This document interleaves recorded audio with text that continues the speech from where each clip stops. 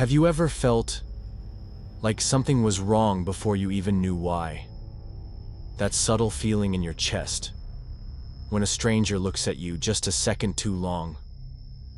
When the world suddenly falls silent, as if it's watching you instead. Tonight's video isn't about ghosts. It's not about monsters hiding under the bed. It's about real people, doing terrifying things in broad daylight on quiet streets in places you thought were safe. You'll hear true stories from those who lived through them. Stories of being followed, hunted, watched, and targeted. Not in the woods, not in the dark, but in cities, parks, campuses, even coffee shops. These are moments when the world slipped just slightly off balance, when something felt wrong, and that feeling turned out to be right. So turn off the lights, put on your headphones, and prepare yourself for a walk through the darker side of real life, where the scariest thing isn't what goes bump in the night. It's the silence that follows. Story 1. The Shadow. Following me on the chilly fall street. There's something about a cold night that makes the shadows feel closer. Maybe it's the silence, or the way your breath becomes visible in the air, like the darkness itself is watching you breathe. This happened in late October. I live in Chicago, and that night the city felt unusually empty, like something was holding its breath. It started like any normal after-work hangout. My boss had invited me to grab a few drinks after our shift. Nothing major, just a couple beers and some whiskey shots to wind down. I don't usually drink much, but I'd had a long week, and the buzz felt comforting. By the time midnight rolled around, my boss called a rideshare and told me to do the same, but I didn't. My apartment was only about 5 minutes away. I knew the route, I wasn't that drunk, and I figured the cold air would help sober me up. So I started walking, hands in my pockets, headphones in, city lights dimming behind me. I turned off the main road onto a smaller, quieter street lined with dead trees and dim porch lights. The kind of street that felt safe during the day. But at night, it was like something out of a low-budget horror film. That's when I heard it. The low hum of an engine, too slow, too close. I turned my head slightly. Behind me was a beat-up white van. No lights, no movement. Just idling. I told myself not to panic. Probably a delivery truck or someone waiting for a friend. I kept walking. 1 block, 2 blocks. Then the engine cut out. I froze. A second later, the back door of the van creaked open, slow and deliberate. Then came the sound of heavy boots on pavement. I didn't turn around. I didn't need to. I could feel it, someone was following me. Their pace matched mine exactly. Every step I took, I heard another right behind it. I slipped my hand into my sleeve and gripped the small folding knife I always carry. It wasn't much, but it was something. My fingers were shaking, not from the cold, from something deeper, primal fear. I finally turned. There he was.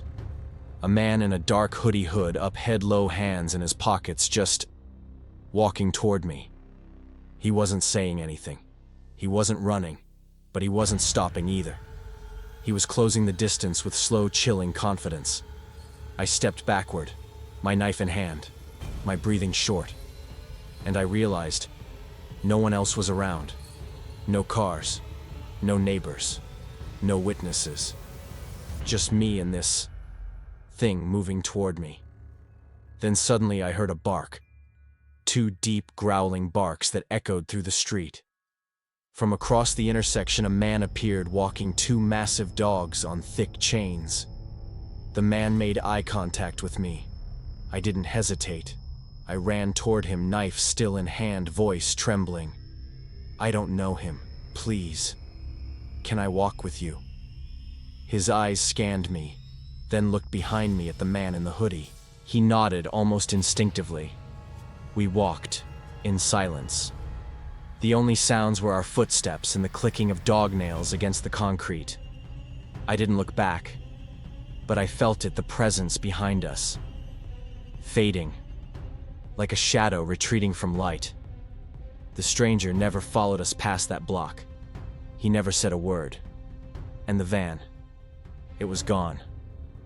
When we reached the corner of my street, I thanked the man. He just gave me a quiet nod. No name, no questions, just kindness at the right moment. I never saw him again, but I think about him every time I walk alone. Because that night I realized something terrifying.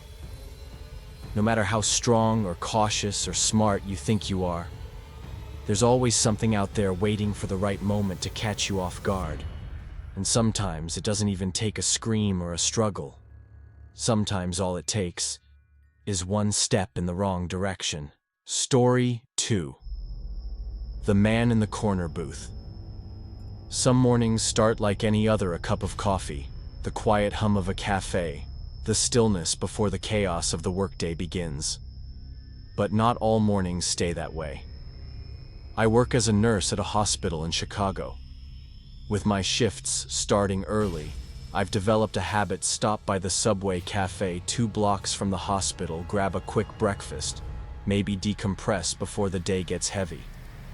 The place wasn't fancy, just a corner shop near downtown. What made it different was the crowd. It wasn't just doctors and nurses. It was also a place where the homeless drifted in for warmth, a refill on coffee, or just a moment to pretend life wasn't collapsing around them. Most of the time I didn't mind. I've seen pain. I've seen mental illness. I've seen what it does to people. But that morning was different. It was brutally cold, one of those bitter Chicago mornings where even the air cuts your skin. As I walked in, I noticed a man in the far corner. He had a laptop balanced on his knees and several trash bags beside him as if they were his only possessions. He looked rough, his hair unwashed, his coat too thin for the weather, but his eyes, they were alert. Not in a good way. Like they were scanning the room for something to go wrong. Next to him was a woman, also homeless, covered in layers of mismatched clothing, her posture stiff as if she hadn't slept in days. They didn't talk to each other, but something about their presence felt heavy, like a storm cloud had formed over their table. I sat a few tables away and ordered my usual. A few minutes later, the man started talking on the phone. Except he wasn't talking. He was yelling. Loud, erratic, almost manic. I'm telling you, they're gonna regret it. I swear to God, I'm not playing anymore. Every word was sharper than the last. People in the cafe were pretending not to notice, but you could feel the tension. It was like the entire place was waiting for something to snap. Then, he stood up and walked toward me. His voice dropped into something softer but no less disturbing. He told me the woman sitting with him had been abandoned in a nursing home. He said she had open wounds, necrotic rotting, and no one had helped her. Then, he pulled out his phone. He showed me pictures, real ones, of large infected sores, blackened skin, flesh so damaged it looked unreal. I've worked in trauma. I've seen injuries. But there was something deeply wrong here. Something that didn't belong in the middle of a cafe. But it got worse. He turned to the woman who barely moved and whispered something to her. And she, as if in a trance, began to lower her pants. Right there, in the middle of a public place, exposing open, untreated wounds on her thighs. People gasped. Some looked away. A few stood up, unsure what to do. I was frozen. Not out of shock, but because I could see it in his eyes. He wasn't just desperate. He was unhinged. I tried to remain calm, my voice steady. I told him gently that she needed medical care, that I was a nurse, that I could help. But his face twisted, his lips curling into something between a laugh and a sob. He started pacing, muttering things I couldn't quite make out. She's mine. I'm the only one who helped her. You people, you all left her there. I tried to defuse the situation, but the more I spoke, the more agitated he became. Finally, the manager of the cafe stepped in, calm but firm, asking them to leave. The man snapped his laptop shut, gathered his bags, and walked out, muttering threats under his breath. The woman followed, silent, her eyes empty. And just like that, they were gone. Like a nightmare slipping back into the fog. I sat there in silence. My coffee had gone cold, and my hands wouldn't stop shaking. I reported everything to hospital security, gave a description. But deep down, I knew there wasn't much they could do. That morning changed something in me. Because I always thought danger had a certain look, a dark alley, a shadowy figure, a scream in the distance. But the truth is far worse. Sometimes danger sits 2 tables away, sipping coffee and carrying a laptop. Sometimes it wears the face of a man trying to help. And sometimes the scariest thing of all is the silence that follows. Story 3. The pickup truck that wouldn't leave. Some dangers don't scream. They don't lunge at you with knives or chase you through dark alleys. Some dangers simply follow, silently, matching your every step. It was a Tuesday morning, bright and sunny, the kind of morning that feels too normal to ever be dangerous. I was a student at the University of Illinois. I lived off campus, just a 10-minute walk from my first lecture. And I took that same route every single day. Sidewalks lined with trees, students sipping coffee, laughter echoing from dorm windows. It was supposed to be safe. That day I was wearing my usual hoodie, backpack, earbuds in just one ear so I could still hear traffic. I had my favorite playlist on shuffle, mind half awake, just trying to make it to class. I was about 3 blocks from the main hall when I noticed something odd. An old, beat-up green pickup truck rolled up behind me slowly. At first, I didn't think much of it. Maybe someone looking for parking. But then it stayed there, moving at the same pace as me. Not passing, not turning, just crawling. I glanced to the side and caught a glimpse of the driver through the side mirror. He was looking straight at me.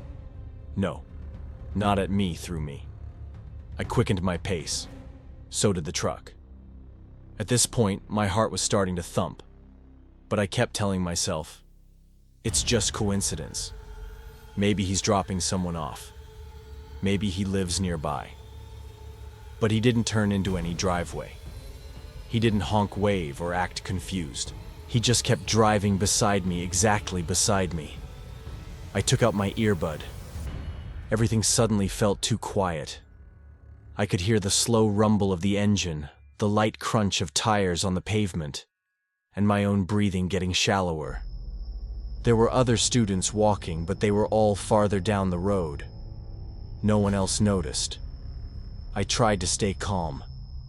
I adjusted my backpack, acted like I was texting, then turned onto a different side street, one that led past the back of the library. The truck turned too. I was no longer pretending. I was being followed. I scanned my surroundings. No security. No campus police. Just an open lawn, a few bicycles chained to racks, and that ever-present feeling that I was completely alone in the middle of everything. I remembered a side door to the science building nearby, usually unlocked during morning hours. I made a sharp turn and walked toward it, fast but not running. I didn't want to show fear, but it was crawling up my spine like ice. I didn't look back again until I reached the building. That's when I heard it. The truck's engine revving slightly louder, like it was about to accelerate. I yanked the door open, stepped inside, and turned just in time to see the pickup halt at the curb. The driver was now leaning forward, still watching me. I couldn't see his whole face, but what I could see was enough. He wasn't confused. He wasn't lost. He knew exactly what he was doing. Then suddenly a campus shuttle pulled up behind him. He had to move. He sped off. Just like that. I stood there pressed against the door, my breath shaky, my hands trembling. Later that afternoon, I went to campus security. I gave them a description of the truck green rust on the passenger door temporary tags. They nodded, wrote it down, said they'd increase patrols, but that didn't help me sleep that night. For the next week, I changed my route, took the longer path through the dorm buildings, asked friends to walk with me. I never saw the truck again, but I still think about the timing.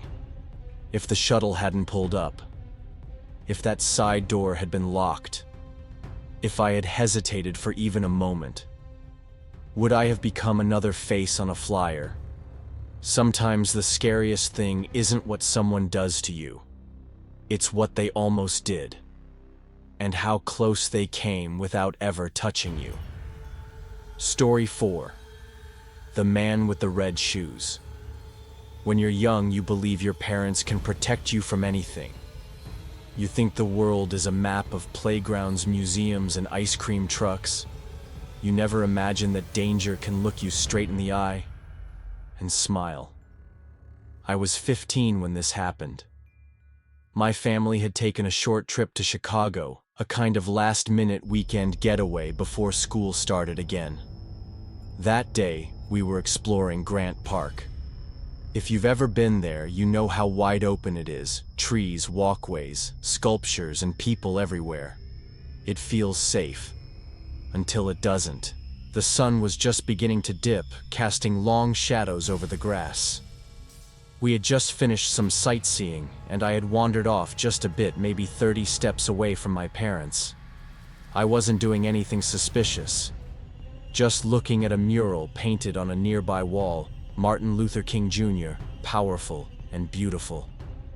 I was standing there alone, absorbing the art, lost in thought. That's when I heard my dad's voice. Low, sharp, urgent. He didn't yell. He whispered, but there was something in his tone I'd never heard before. Come here. Now. I turned around slowly. That's when I saw him. A man standing maybe 20 feet behind me. He wore a brown bomber jacket, faded jeans. But what I noticed most were his shoes. Bright red Converse, impossibly clean, almost glowing against the gray pavement. He was staring at me, not looking, staring. His face was blank, cold, not angry, not curious, just unreadable. And he didn't blink. He was holding a phone to his ear, but he wasn't saying anything. He was pretending to talk, pretending to be normal, pretending he wasn't locked in on me. I took a step back. His gaze didn't break. I walked toward my parents. He followed. Not fast, not slow, just enough that we noticed. My mom turned her head. My dad's jaw clenched. We picked up the pace. So did he. We took a sharp turn down a different walkway. Still, he followed. Every time I looked back, he was there. Same jacket, same red shoes, same dead stare. By now, the crowds were thinning. The sun was almost gone. And that wide-open park, it was starting to feel like a trap. My dad whispered, "We're going into Macy's. Don't stop. Don't look back." Macy's was just across the street, a big department store with bright lights and people. I could hear the buzz of traffic, the flicker of crossing signals. We ran. The automatic doors slid open and the warm fluorescent light washed over us like a shield. I looked back one last time. He was standing across the street, just standing there. Not moving. Still holding the phone. Still watching. And then, just like that, he turned around and disappeared into the crowd. No confrontation, no words, just gone. Inside Macy's, we told security. They offered to walk us to our car. My dad accepted. But even on the ride home, no one spoke for a while. There was this heavy silence hanging in the car, like we'd just walked away from something that hadn't finished yet. And honestly, it didn't feel over. For weeks after that, I kept thinking I'd see him again. In a mall, on a train, outside my school. Sometimes when I passed a stranger in red shoes, my heart would skip a beat. I know what people say. Maybe it was coincidence. Maybe he was harmless. Maybe he was just weird. But my gut knew better. There's something in the way a predator looks at you. You don't just see it, you feel it. And when you're 15, standing alone in the middle of a public park, you realize how fragile your safety really is. You realize that sometimes the scariest people don't chase you. They don't yell or grab, they follow. And the worst part, they do it in silence. Not all horror needs a monster. Sometimes the scariest stories don't end with a scream, but with a question that never gets answered. What if I hadn't turned around? What if the door had been locked? What if I hadn't trusted my gut? These are the thoughts that stay with you long after the danger is gone. Because real fear doesn't always announce itself. Sometimes it just walks behind you. Sometimes it sits across the room. Sometimes it wears red shoes and smiles without blinking. And by the time you notice it, it's already too close. If you've made it this far, thank you for listening. If these stories made your skin crawl or reminded you of your own experience, let us know in the comments. We read everyone. And if you ever feel like something is off, trust that feeling. Because the world can change in a single step, and sometimes the only thing standing between you and something terrible is a stranger with 2 dogs, or a locked side door, or the decision to run. Stay safe, stay aware, and as always, we'll see you in the next one.